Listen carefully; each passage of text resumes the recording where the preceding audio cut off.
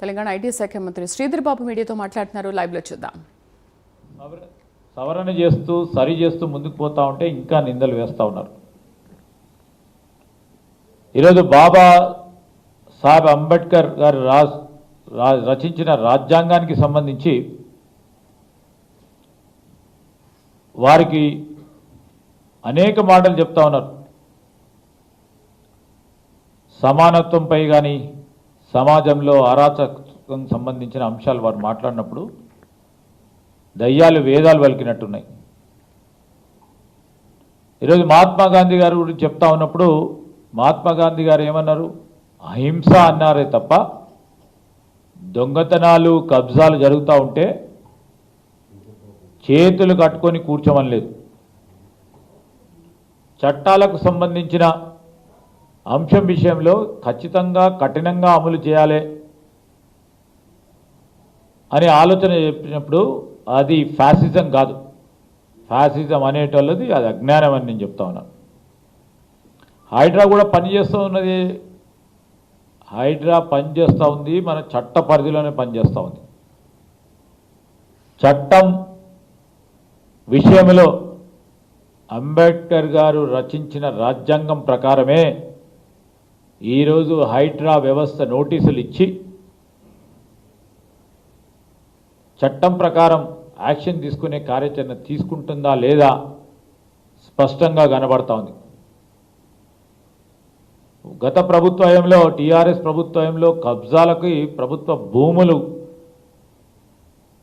గురవుతూ ఉంటే ఎన్ని మార్లు వారి దృష్టికి తీసుకెళ్ళినా కబ్జాదారుల దగ్గర నుంచి తిరిగి వాపసు తీసుకోలేదు. ఈరోజు హైడ్రా ఒక ఉక్కు సంకల్పనతో కబ్జాదారుల నుంచి చెరువులు కానీ కుంటలు కానీ వాటికి సంబంధించిన భూములన్నింటిని కూడా ప్రభుత్వ పరంగా చేస్తే దాన్ని సరికాదంటా ఉన్నారు. ప్రజలందరూ కూడా ఒకసారి గమనించాలి. ఈరోజు చెరువులు కుంటలు పరిసరాల ప్రాంతంలో ఉంటున్న ఆ ప్రాంత ప్రజలందరూ హర్షిస్తూ ఉన్నారు. ఒక పక్షాన చెరువులు కుంటలులో నీరు వచ్చి పరిశుభ్రంగా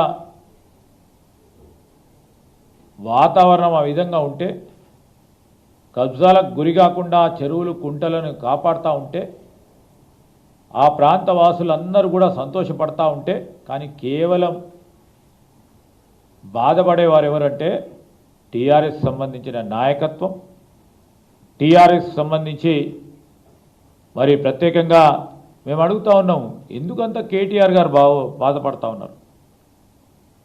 కబ్జాకు గురైన భూమిని ప్రభుత్వ పరంగా తీసుకుంటే మీరెందుకు బాధపడతా ఉన్నారు? ఆనాడు కబ్జా చేసి ఇతరులకు చాలా పేదవారికి ఎవరైనా మోసం చేసి ఉంటే ఆ పేదవారిని కూడా